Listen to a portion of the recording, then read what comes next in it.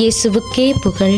இயேசுவில் பிரியமானவர்களே, இன்று நம் ஆண்டவர் மத்தேயு 15ஆம் அதிகாரம் 28ஆம் வசனத்தினூடாக இவ்வாறு நம்மோடு பேசுகின்றார்.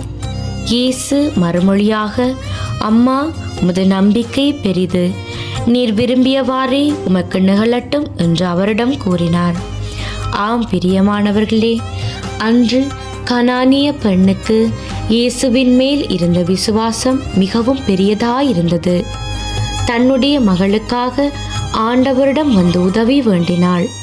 அந்த பெண் விடாப்பிடியாக நின்று, தாவீதின் மகனே, எனக்கு இரங்கும் என்று நம்பிக்கையோடு வேண்டினாள்.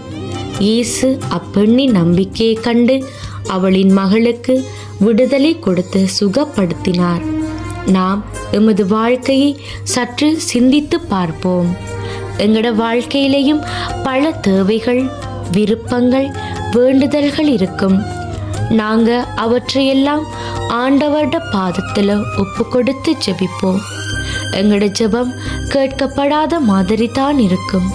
ஆனால் நினைத்தது நடக்கலே என்று விசுவாசத்தை தளர விடாமலுக்கு நாங்கள் அந்த விண்ணப்பத்தை குறித்து ஜெபம் செய்து கொண்டே இருக்கணும். நாங்கள் ஆண்டவர்கிட்ட கேட்க கேட்க அவர் கானானிய பெண்ணின் வாழ்க்கையில் செய்த அற்புதங்களையும் அதிசயங்களையும் எங்களுக்கும் செய்வார். அதற்காக நாம் எங்களை தயார்படுத்தி கொள்ளணும். ஆண்டவர்கிட்ட ஜெபிப்போமா? கானானிய பெண்ணுக்கு இருந்த அதே விசுவாசம், நம்பிக்கை எங்களிலும் காணப்பட வேண்டுமென்று முழுமன விசுவாசத்தோட ஆண்டவர்கிட்ட எது கேட்டாலும் அவர் நமக்கு பெற்று தருவார் என்று நாம் கட்டாயமாக மத்தேயு 15ஆம் அதிகாரம் 1 தொடக்கம் 28 வரையான வசனத்தை வாசிப்போம். அதை ஆழமாக தியானிப்போம்.